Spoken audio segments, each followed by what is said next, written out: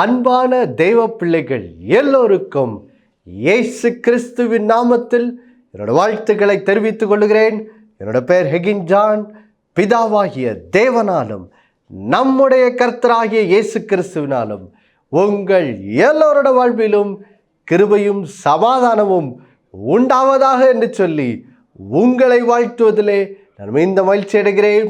தேவ பிள்ளைகளே, அடுத்த ஓரிரு வாரங்களுக்கு கர்த்தர் நமக்கு 2025ஆம் ஆண்டிற்கு தந்திருக்கிற அந்த வாக்குத்தத்த வசனமாகிய அந்த ஏசாயா 58ஆம் அதிகாரம் 11வது வசனத்தை நாம் ஆழமாக என்ன செய்ய போகிறோம், தியானிக்க போகிறோம், வாசிக்க கேட்கலாம்.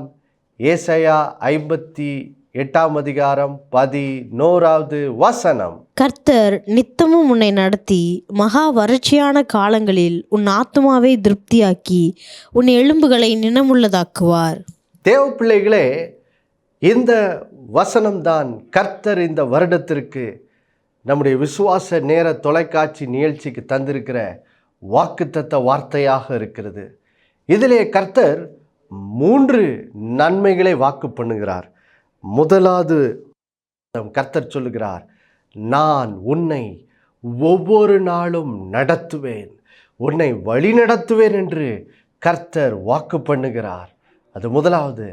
2வது, ஆண்டவர் சொல்லுகிறார், இந்த உலகிலே மகா வறட்சியான காலங்கள் போன்ற ஒருவேளை நம்மை சுற்றி கஷ்டமான சூழ்நிலை காணப்படலாம், நம்மை சுற்றி துன்பமான சூழ்நிலை காணப்படலாம். அப்படிப்பட்ட சூழ்நிலை நம்மை சுற்றி காணப்பட்டாலும் அதன் நடுவிலே கர்த்தர் நம்மை தொடர்ச்சியாக நடத்தி நம்முடைய ஆத்துமாவை அவர் மகா வறட்சியான காலங்கள் நடுவிலும் அவர் ஆசீர்வதித்து திருப்தியாக்குவேன் என்று வாக்கு பண்ணுகிறார். இது 2வது வாக்கு தத்தம். 3வது ஆசீர்வாதம், ஆண்டவர் சொல்லுகிறார், உன் எலும்புகளை நினமுள்ளதாக்குவேன் என்று சொல்லுகிறார். அதாவது நம்முடைய வாழ்விலே நாம் இழந்து போன பலன், சுகம், ஆரோக்கியத்தை நமக்கு திரும்ப தந்து நம்மை பலப்படுத்துவேன், நம்முடைய காயங்களை ஆற்றுவேன் என்று கர்த்தர் வாக்கு பண்ணுகிறார். இதுதான் இந்த வருடத்திற்கு இந்த வாக்குத்தத்த வார்த்தையின் மூலம் அவர் வாக்கு பண்ணுகிற 3 ஆசீர்வாதங்களாக இருக்குது.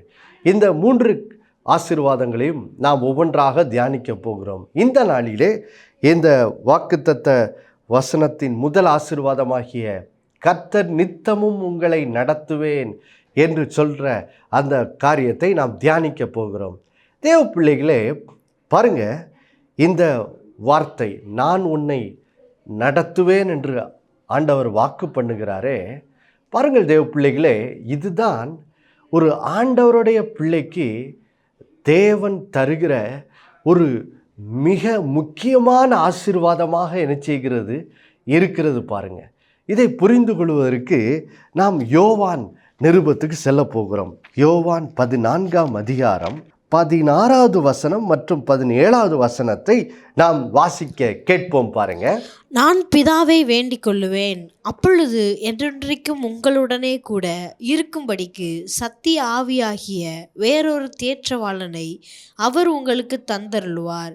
உலகம் அந்த சத்திய ஆவியானவரை காணாமலும் அறியாமலும் இருக்கிறபடியால் அவரை பெற்றுக்கொள்ள மாட்டாது. அவர் உங்களுடனே வாசம் பண்ணி உங்களுக்குள்ளே இருப்பதால் நீங்கள் அவரை அறிவீர்கள். தேவ பிள்ளைகளே, இந்த யோவான் 14ஆம் அதிகாரத்தின் பின்னணி என்னவென்றால், இயேசு கிறிஸ்து 3.5 ஆண்டுகள் இந்த பூமியிலே ஊழியம் செய்து முடித்த பிறகு இப்பொழுது அவருடைய ஊழியத்தின் முடிவு கட்டத்துக்கு வந்து விட்டார். அவர் சிலுவைக்கு செல்ல போகிறார். அது மட்டும் இல்லை, அவர் சிலுவையிலே மரித்து உயிர்த்தெழுந்த பின்பு அவர் மறுபடியும் பாருங்க பிதாவினிடத்தில் அவர் பரலோகத்துக்கு செல்ல போகிறார். இதற்கு பின்பு இயேசு கிறிஸ்துனுடைய ஊழியத்தை, இயேசு கிறிஸ்து தம்முடைய ஊழியத்தை தம்முடைய சீஷர்கள் மூலம் என்ன செய்ய போகிறார், தொடரப் போகிறார்.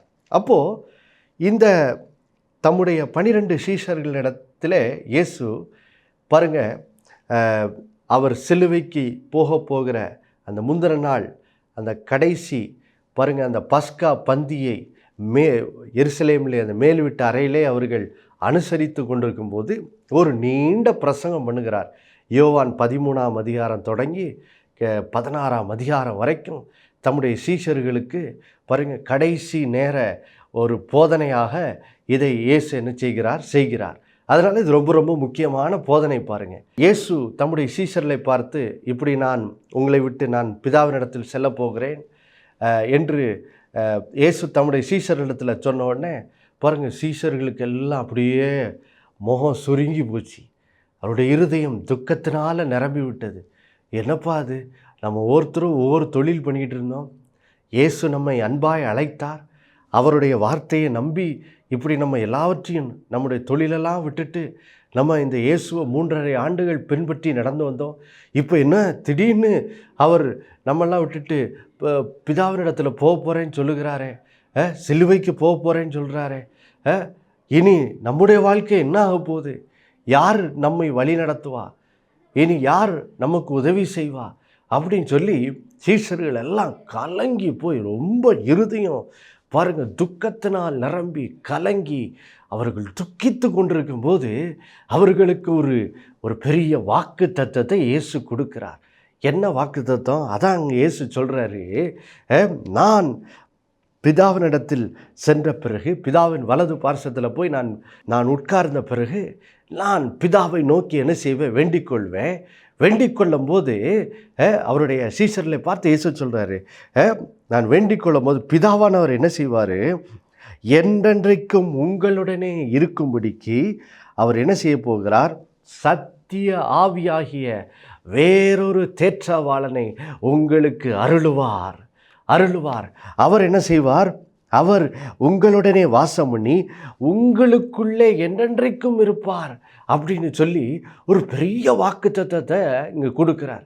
பரிசுத்த ஆவியானவரை குறித்த வாக்கு தத்தத்தை இயேசு இங்கே தம்முடைய சீஷர்களுக்கு என்ன செய்கிறார்? பேசுகிறார். பாருங்கள், அதாவது இயேசு என்ன சொல்கிறாரு, இந்த 3.5 ஆண்டு காலங்கள் நான் எப்படி உங்களை வழி நடத்தினோ, இப்போது என்னுடைய அந்த இடத்துல இருந்து தொடர்ந்து உங்களை நடத்துவதற்காகத்தான் நான் என்ன செய்ய போகிறேன்? உங்களுக்கு என்னுடைய பரிசுத்த ஆவியை என்ன செய்ய போகிறேன்? அருளப் போகிறேன். இந்த பரிசுத்த ஆவியானவர் யார்? இவர் வேறொரு தேற்றரவாளன்னா என்னது? இயேசு பாருங்க 3.5 ஆண்டு காலங்கள் சீஷர்களுக்கு என்னவா இருந்தாரோ அதே போல பரிசுத்த ஆவியானவர் சீஷர்களுக்கு என்ன செய்வார்? இருப்பார். இயேசு பாருங்க சரீரப்பிரகாரமாக தான் சீஷர்களோடு இருந்தார். ஆனால் பரிசுத்த ஆவியானவர் வரும்போது இந்த ஆவியானவர் சீஷர்களுடைய இருதயத்திலேயே வாசம் பண்ணுகிறபடியார், அவர்களுக்குள் வாசமாக இருக்கிறபடினால் பாருங்க, இப்போது மெய்யாகவே நான் உன்னை விட்டு விலகுவதுமில்லை, உன்னை கைவிடுவதுமில்லை என்ற வாக்கு தத்துவம் இப்போ பாருங்கள் பரிபூர்ணமாக சீஷர்களுடைய வாழ்க்கையில் என்ன செய்ய போகுது? நிறைவேறப்போகுது. அப்போது இயேசு கிறிஸ்து பரலோகத்துக்கு செல்லுகிறார். ஆனால் இப்போது அவர் மறுபடியும் சீஷர்களிடத்தில் வருகிறார். எப்படி வருகிறார்? பரிசுத்த ஆவியானவர் நான் உங்களிடத்தில் என்ன செய்வேன்? வருவேன். இந்த ஆவியானவர் இப்போ உங்களுக்குள்ளே வந்து என்ன செய்வார்? வாசம் பண்ணுவார். வாசம் பண்ணும்போது இந்த ஆவியானவர் உங்களுக்குள்ளே வாசம் பண்ணி என்ன செய்ய போகிறார் அப்படிங்கிற காரியத்தை அவங்களுக்கு சொல்லும் போது தான் இப்போ யோவான் 14ஆம் அதிகாரம் 26வது வசனத்தை நாம் வாசிக்க கேட்போம். பாருங்க. என் நாமத்தினாலே பிதா அனுப்ப போகிற பரிசுத்த ஆவியாகிய தேற்றவாளனே எல்லாவற்றையும் உங்களுக்கு போதித்து நான் உங்களுக்கு சொன்ன எல்லாவற்றையும் உங்களுக்கு நினைப்பூட்டுவார். அப்போ பாருங்கள் தேவ பிள்ளைகளே, இந்த பரிசுத்த ஆவியானவருடைய பிரதான ஊழியம் என்ன? அவர் உங்களை போதித்து நடத்துகிறவராக என்ன செய்கிறார்? இருக்கிறார். அந்த 3.5 ஆண்டு காலங்கள் இயேசு சீஷர்களை போதித்து நடத்தினார். இப்போது பாருங்கள், தொடர்ந்து இயேசுவினுடைய வார்த்தைகளை கொண்டு சீஷர்களை போதித்து நடத்தும்படி இப்போது பாருங்கள் பிதாவானவர் சீஷர்களுக்கு என்ன செய்ய போகிறார்? பரிசுத்த ஆவியை அருளுகிறார். இந்த பரிசுத்த ஆவியானவருடைய முக்கியமான ஊழியம் என்ன? அவர் அவர்களை போதித்து என்ன செய்வார்? நடத்துவார். இதே காரியத்தை யோவான் 16ஆம் அதிகாரம் 13வது வசனத்திலையும் வாசிக்கலாம். பாருங்க. சத்திய ஆவியாகிய அவர் வரும்போது சகல சத்தியத்துக்குள்ளும் உங்களை நடத்துவார். அவர் தம்முடைய சுயமாய் பேசாமல் தாம் கேள்விப்பட்டவைகள் யாவையும் சொல்லி வரப்போகிற காரியங்களை உங்களுக்கு அறிவிப்பார். அப்போ பாருங்க, இயேசு இங்கே திரும்பவும் சொல்கிறாரு, ஆவியானவர் எதற்காக பாருங்கள் தம்முடைய சீஷர்களுக்கு அருளப்படுகிறார். இந்த சத்திய ஆவியாகிய தேற்றவாளன் வரும்போது அவர்களை சகல சத்தியத்துக்குள்ளே என்ன செய்வார்? நடத்துவார். ஆம் பிரியமானவர்களே, இந்த ஆவியானவர் எதற்காக பாருங்கள், ஆண்டவராகிய இயேசு கிறிஸ்துவை ஆண்டவராய் இரட்சகராய் ஏற்றுக்கொண்டு பாருங்கள், இயேசுவின் இரத்தத்தினால் பாவம் மன்னிக்கப்பட்ட ஒவ்வொரு தேவனுடைய பிள்ளைகளுக்குள்ளும் பாருங்கள், தேவன் தம்முடைய பரிசுத்த ஆவியை என்ன செய்கிறார்? ஊற்றுகிறார். இந்த ஆவியானவர் என்ன பண்ணுகிறார்? ஒவ்வொரு ரட்சிக்கப்பட்ட தேவனுடைய பிள்ளைகளுக்குள்ளும் என்ன செய்கிறார்? வாசமாக இருக்கிறாரு. இப்போது நமக்குள்ளே வாசமாக இருக்கிற ஆவியானவர் நமக்குள்ளே இருந்து கொண்டு அவர் என்ன செய்கிறார்? அவர் செய்கிற பிரதானமான காரியம் என்ன? அவர் நம்மை பாருங்கள் போதித்து நடத்துகிறவராக இருக்கிறார். நமக்கு வழிகாட்டுகிறார்.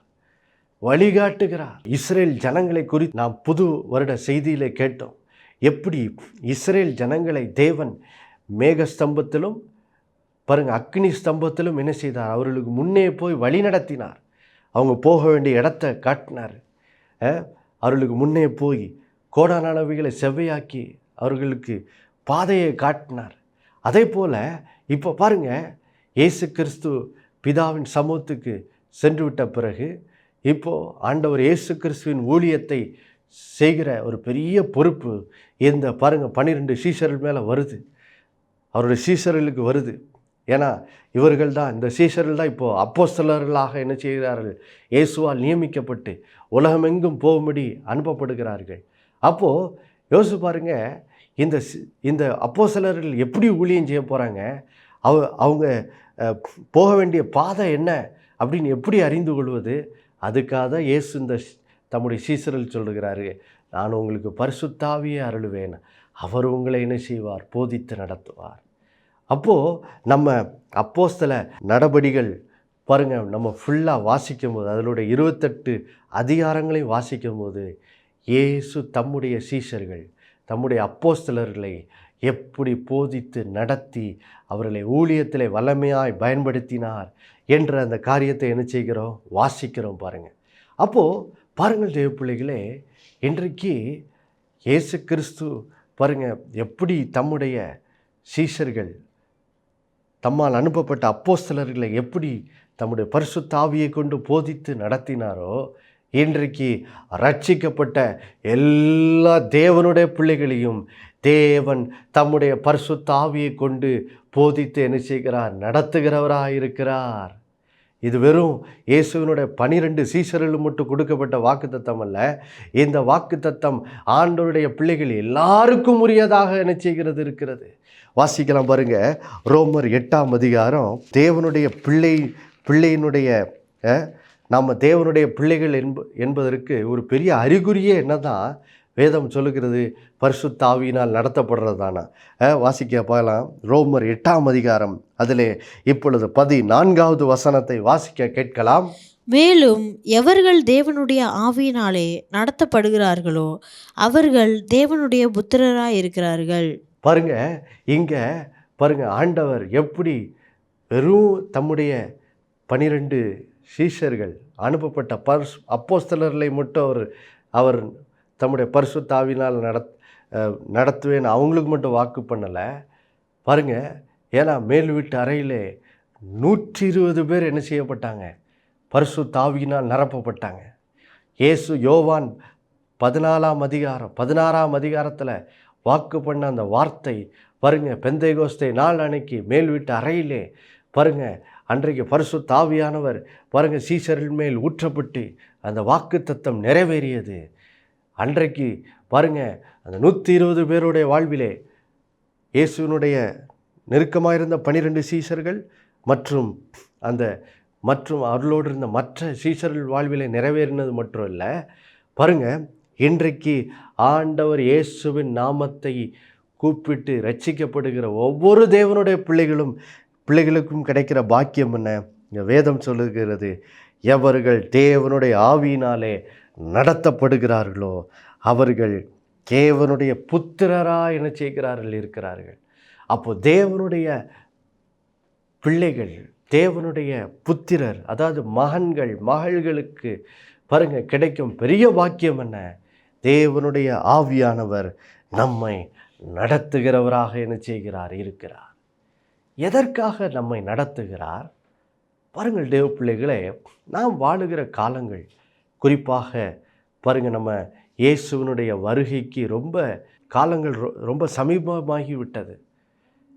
ஆண்டவர் இயேசுவின் வருகைக்கு முன் நடக்கும் என்று சொன்ன அடையாளங்கள், இயேசு மத்தேயு 24ஆம் அதிகாரத்தில் சொல்லியிருக்கிற அடையாளங்கள் எல்லாம் அதிகமாக சீக்கிரமாக என்ன செய்கிறது? நிறைவேறி வருகிறது. அப்போது நம்ம வாழுகிற காலங்கள் ஒரு சவால் நிறைந்த காலங்களாக இருக்குது. அப்போது காலங்கள் ஒருவேளை பொல்லாததாய் சவால் நிறைந்ததாக இருக்கலாம். ஆனால் கர்த்தர் நமக்கு என்ன வாக்கு பண்ணுறாரு?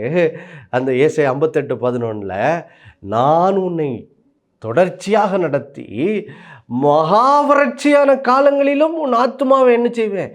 திருப்தியாக்குவேன். உலகத்தில் சவால்கள் பெருகலாம், ஆனால் அதன் நடுவிலும் நான் உன்னை நடத்தி உன்னை திருப்தியாக்கி உன்னை ஆசீர்வதிப்பேன் ஆண்டவர் என்ன செய்கிறார்? வாக்கு பண்ணுறாரு பாருங்க. அப்போது நம்மை எதற்காக வழி நடத்துகிறார்? காலங்கள் பொல்லாததாக இருக்கிறதுனால அதன் நடுவிலே நாம் நடக்க வேண்டிய பாதையை, நமக்கு சரியான பாதையை காட்டுவதற்காகவும், நாம் வாழுகிற சவால் நிறைந்த சூழ்நிலை நடுவிலே நம்மை ஆசீர்வதிப்பதற்காகவும் தான் கர்த்தர் நம்மை என்ன செய்கிறார்? வழி நடத்துகிறார். பாருங்கள் தேவ பிள்ளைகளே, இப்போது 1 ராஜாக்கள் 17ஆம் அதிகாரத்துக்கு செல்வோம் பாருங்க. அங்கே எலியா என்ற தீர்க்கதரிசியை கர்த்தர் எப்படி அவருடைய நாட்களிலே அவர் சந்தித்த ரொம்ப மகா வறட்சியான காலங்கள் நடுவிலே கர்த்தர் எப்படி எலியாவை நடத்தினார் அப்படிங்கிற அந்த காரியத்தை நம்ம பார்ப்போம் பாருங்க. இப்போது 1 ராஜாக்கள் 17ஆம் அதிகாரத்துக்கு செல்வோம். பாருங்கள் தேவ பிள்ளைகளே, இப்போ நம்ம வாசிக்க போகிற வசனங்களுக்கு பின்னணியை சொல்கிறேன் பாருங்க. சாலமோனுக்கு பிறகு பாருங்கள், தாவீது ராஜாவாக முழு இஸ்ரேல் தேசத்தினுடைய 12 கோத்திரங்களுக்கும் அவர் ராஜாவாகிறார்.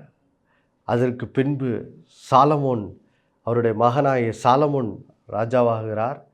சாலமோனின் நாட்களிலே இஸ்ரேல் ராஜ்யம் தன்னுடைய இருக்கிறதிலே உச்சக்கட்ட மகிமைக்கு செல்லுகிறது.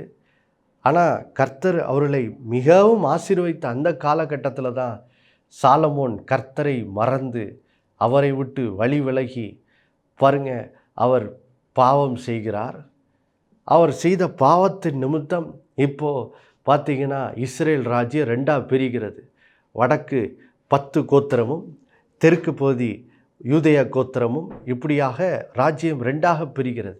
ராஜ்யம் 2ஆக பிரிந்த பிறகு இந்த வடக்கு 10 கோத்திரத்தின் ராஜாக்கள், பல ராஜாக்கள் என்ன செய்கிறார்கள்? யெரொபெயாம் தொடங்கி வருகிறார்கள். ஆனால் இந்த இந்த இஸ்ரேல் ராஜ்யத்தின் கோத்திரத்து ராஜாக்கள் பார்த்தீர்கள் என்றால், இவர்கள் யெரொபெயாம் தான் முதல் ராஜா. அவன் தொடங்கி அதற்கு பின் வந்த எல்லா ராஜாக்களுமே பாருங்க, கர்த்தருக்கு விரோதமாக பாவம் பண்ணி தேசத்தின் ஜனங்கள் எல்லாரையும் என்ன செய்தார்கள்? கர்த்தரை விட்டு வழி விலக செய்தார்கள். இப்போது பார்த்திங்கன்னா ஆகாப் ராஜா அந்த இஸ்ரேல் ராஜ்யத்தினுடைய 7ஆவது ராஜாவாக என்ன செய்கிறார்? வருகிறார். இவருக்கு முன்னாடி ஏற்கனவே 6 ராஜாக்கள் இருந்தாங்க.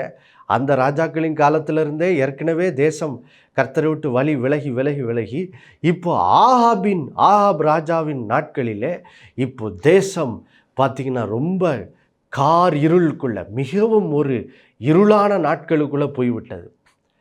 கிட்டத்தட்ட பார்த்திங்கன்னா இந்த ஆகாபின் நாட்களில் மெய்யான தேவனாகிய யெகோவா தேவனை தொழுது கொள்ளுகிற அந்த கர்த்தரை பின்பற்றுகிற அந்த வாழ்விலிருந்து இஸ்ரேல் ராஜ்யம், இந்த வடக்கு 10 கோத்திர ராஜாவும் அந்த மக்களும் கிட்டத்தட்ட முற்றிலுமாக என்ன செய்து விட்டார்கள்? விலகி விட்டார்கள்.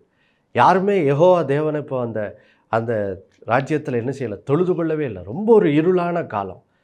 இப்படிப்பட்ட ஒரு இருளான காலத்தில் தான் இப்போ பாருங்க, ஒரு வெளிச்சத்தின் பிள்ளையாக கர்த்தர் எலியா தீர்க்கதரிசி என்ன செய்கிறார்? எழுப்புகிறார். அப்போ யோசித்து பாருங்க, தேசமெல்லாம் இருளில் இருக்குது, இவர் மட்டும் கர்த்தருடைய பிள்ளையாக எழும்புகிறார். யோசித்து பாருங்க, கர்த்தருடைய பிள்ளையாக ஒரு இருளுள்ள காலத்தில் கர்த்தருக்காக அந்த இஸ்ரேல் ராஜ்யத்தில் வாழுகிறார். அப்போது இவர் எந்த அளவுக்கு கர்த்தரால் வழிநடத்தப்பட வேண்டிய ஒரு அவசியம் இருக்குது பாருங்கள். கர்த்தர் நடத்தினாதான் இவர் அந்த இடத்துல பாருங்கள், யெகோவா தேவனுக்கு ஒரு தீர்க்கதரிசியாக செய்ய முடியும், இருக்க முடியும். கர்த்தரும் பாருங்கள் அவர் வாக்கு பண்ணபடியே பாருங்கள் இங்கே எலியா தீர்க்கதரிசியை வழி நடத்துகிறதை பார்க்கிறோம். பாருங்கள், வாசிக்கலாம் பாருங்கள். இப்போது 1 ராஜாக்கள் 17ஆம் அதிகாரம் 1வது வசனத்திலிருந்து தான் தீர்க்கதரிசி எலியாவினுடைய ஊழியத்தை குறித்து வாசிக்கிறோம். 1வது வசனத்திலிருந்தே எலியா தீர்க்கதரிசி எப்படி கர்த்தரால் வழி நடத்தப்படுகிறார் என்பதை வாசிக்கிறோம் பாருங்கள். வாசிக்கலாம். 1 ராஜாக்கள் 17 1வது வசனம். கீலேயாத்தின் குடிகளிலே திஸ்பியனாகிய எலியா ஆகாப்பை நோக்கி, என் வாக்கின்படியே அன்றி இந்த வருஷங்களிலே பனியும் மழையும் பெய்யாதிருக்கும் என்று இஸ்ரவேலின் தேவனாகிய கர்த்தருக்கு முன்பாக நிற்கிற நான் அவருடைய ஜீவனை கொண்டு சொல்லுகிறேன் என்றான். அப்போ பாருங்க, இங்கே தீர்க்கதரிசியாகிய எலியா சொல்றாரு, நான் யாரு? நான் இஸ்ரவேலின் தேவனாகிய கர்த்தருக்கு முன்பாக நிற்கிற என்னது ஒரு தேவனுடைய மனுஷன் நான். அப்போது இவர் கர்த்தருக்கு முன்பாக இருக்கிறார். கர்த்தர் இவரை என்ன செய்கிறார்? ஒரு காரியத்தை சொல்லும்படியாக, ஒரு தேசத்தின் மேல் வரப்போகிற தண்டனையை சொல்லும்படியாக ஒரு வார்த்தை இங்கே எலியாவுக்கு வருகிறது. அப்போ அந்த வார்த்தையை ஆகாப் ராஜாவின் இடத்துல போய் சொல்கிறார், இனி தேசத்தில் என்ன செய்யாது, இந்த வருஷங்களில் பனியும் மழையும் என்ன செய்யாது, பெய்யாது. ஒரு தண்டனை தேசத்தின் மேல் என்ன செய்கிறது, வருகிறது. காரணம் என்ன? ஜனங்களுடைய பாவத்தின் நிமித்தம் இப்போ ஒரு மகா வறட்சியின் காலத்துக்குள்ளே பாருங்கள், அன்றைய நாட்களில் பாருங்கள் இஸ்ரேல் தேசம் என்ன செய்தது, கடந்து போனது. அப்போது யோசித்து பாருங்கள், இங்கே எலியா கர்த்தரால் வழிநடத்தப்பட்டு ஆகாப் ராஜாவினிடத்திலிருந்து பாருங்கள் ஒரு வார்த்தையை சொல்லுகிறார். சொன்ன பிறகு இப்போ பாருங்கள் தேசத்தில் என்னது, மழை பெய்யாதுன்னு ஆண்டவர் சொல்லிட்டாரு. அப்போது மழை பெய்யாதுன்னா என்ன ஆயிரும், வறட்சி வருது. தேசத்தில் என்ன செய்யும், வறட்சி வந்துடும். அப்போது வறட்சி நாட்களில் பாருங்கள், கர்த்தர் தம்முடைய தீர்க்கதரிசியாகிய எலியாவை என்ன செய்யணும், போஷிக்கணும். அப்போ போஷிக்கிறதுக்கு தான் என்ன பண்ணுறாரு, இப்போ கர்த்தர் என்ன பண்ணுறாரு, எலியாவை என்ன செய்கிறார், வழி நடத்துகிறார். பாருங்கள் எப்படி நடத்துகிறாருங்கிறத பார்க்குறோம் பாருங்கள். இப்போ 2வது வசனம், 2, 3, 4 வசனத்தை வாசிக்கலாம். பின்பு கர்த்தருடைய வார்த்தை அவனுக்கு உண்டாயிற்று. அவர், நீ இவ்விடத்தை விட்டு கீழ் திசையை நோக்கி போய் யோர்தானுக்கு நேராயிருக்கிற கேரித் ஆற்றண்டையில் ஒளிந்து கொண்டிரு. அந்த ஆற்றின் தண்ணீரை குடிப்பாய். அங்கே உன்னை போஷிக்க காகங்களுக்கு கட்டளையிடுவேன் என்றார். பாருங்க, கர்த்தருடைய வார்த்தை எலியா தீர்க்கதரிசிக்கு வருது பாருங்க. கர்த்தர் எப்படி நடத்துகிறார் பாருங்க. ஒரு பெரிய சவால் நிறைந்த காலகட்டம் எலியா தீர்க்கதரிசி வாழுகிற நாட்கள். தேசம் கர்த்தரை விட்டு வழி விலகி விட்டது.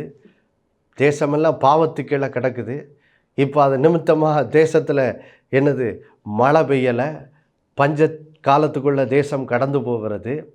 யோசிச்சு பாருங்கள் தேவ பிள்ளைகளே, அந்த காலத்தில் கர்த்தர் தம்முடைய தீர்க்கதரிசியாகிய எலியாவை போஷிக்கும்படி என்ன பண்ணுகிறாரு பாருங்கள், வழி நடத்துகிறார். அதை தான் நம்ம அந்த வாக்குத்தத்தத்தில் வாசித்தோம். கர்த்தர் நித்தம் உன்னை நடத்தி மகா வறட்சியான காலங்களில் உன் ஆத்மாவை என்ன செய்வார், திருப்தியாக்குவார். அந்த அந்த வாக்கு தத்தத்தில் என்ன சொல்லியிருந்தாரோ அது அப்படியே நடக்கிறதை இங்கே எலியாவினோட வாழ்க்கையில் என்ன செய்கிறோம், பார்க்கிறோம். ஒரு வறட்சியான நாட்களின் நடுவிலே கர்த்தர் எலியாவை என்ன செய்கிறார், நடத்துகிறார்.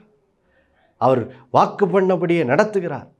நம்ம பார்த்தோம்ல, கர்த்தர் தம்முடைய பிள்ளைகள் ஒவ்வொருத்தருக்கும் கொடுத்துருக்க வாக்குத்தத்தம் என்ன, பரிசுத்த ஆவியானவர் உங்களுக்கு எல்லாவற்றையும் என்ன செய்வார், போதித்து நடத்துவார்.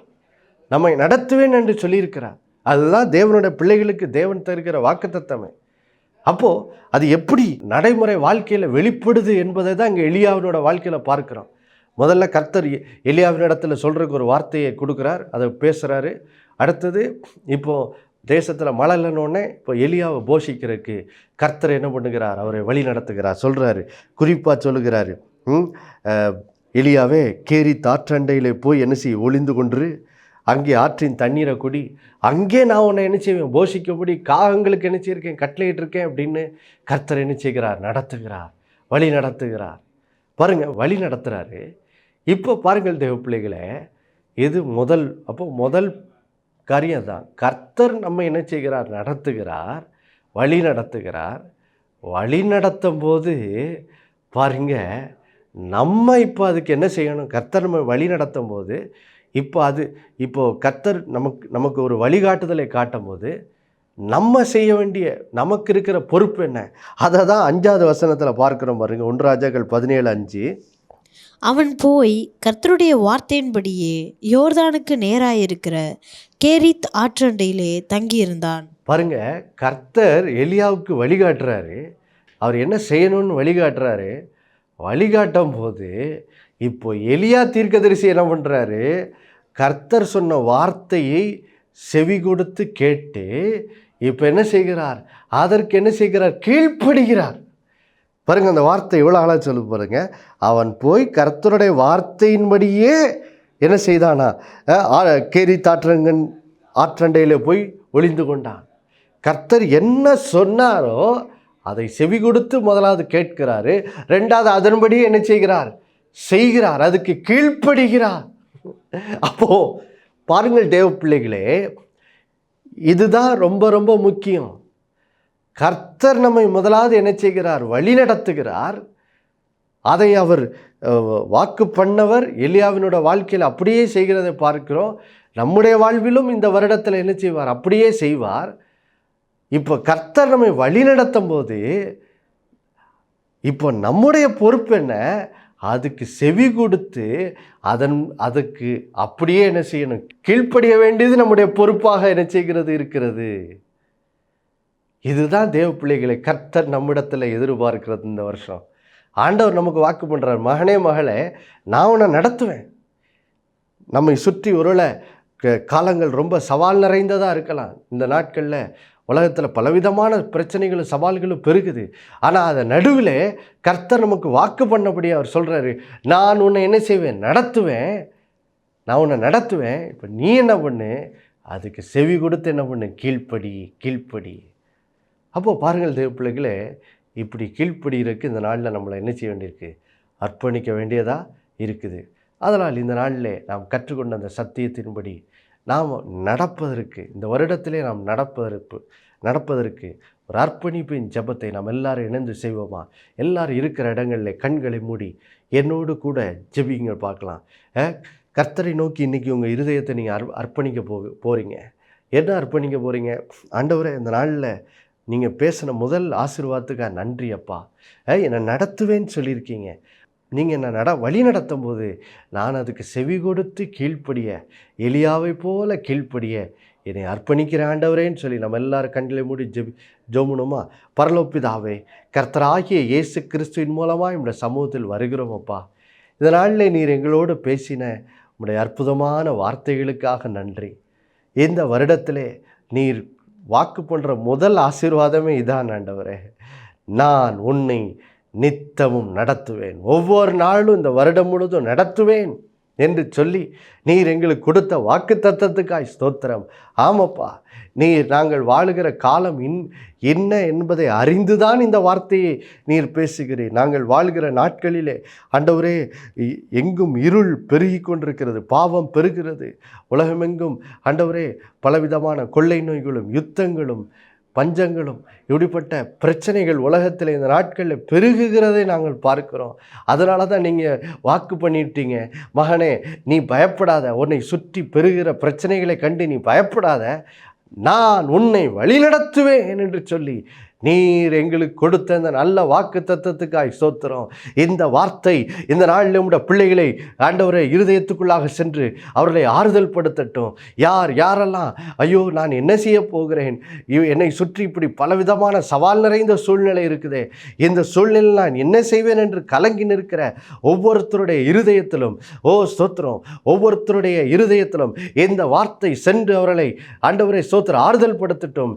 நான் உன்னை வழிநடத்து மகனே மகளே என்ற இந்த வார்த்தை அவர்களை திடப்படுத்தட்டும் அப்பா, திடப்படுத்தட்டும். Thank you Lord. நன்றி ஆண்டவரே. நாளிலே இந்த வார்த்தையை கேட்டுக்கொண்டிருக்க ஒவ்வொருத்தரும் நாளிலே தங்களை அர்ப்பணிக்கட்டும் அப்பா.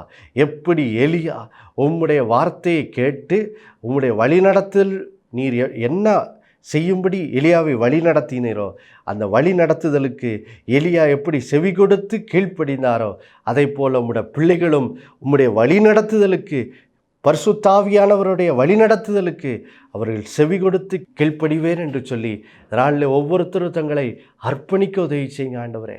அந்த அர்ப்பணிப்பின் இருதயத்தை கொடுங்க ஆண்டவரே. உம்முடைய வழிநடத்துதலுக்கு கீழ்ப்படுகிற, அதுக்கு இசைந்து கீழ்ப்படுகிற ஒரு இருதயம் உடைய பிள்ளைகள் ஒவ்வொருத்தருடைய வாழ்க்கையிலும் உண்டாகும்படியாக ஜெபிக்கிறோம். என்னோட சேர்ந்து சொல்லலாமா? சேர்ந்து சொல்லுங்கள். பரலோக பிதாவே, இயேசுவின் நாமத்தில் உம்முடைய வழி நடத்துதலுக்கு கீழ்ப்படிய என்னை அர்ப்பணிக்கிறேன் ஆண்டவரேன்னு சொல்லி இந்த நேரத்தில் சொல்லுங்கள் பார்க்கலாம். ஆண்டவரை நோக்கி சொல்லுங்கள்.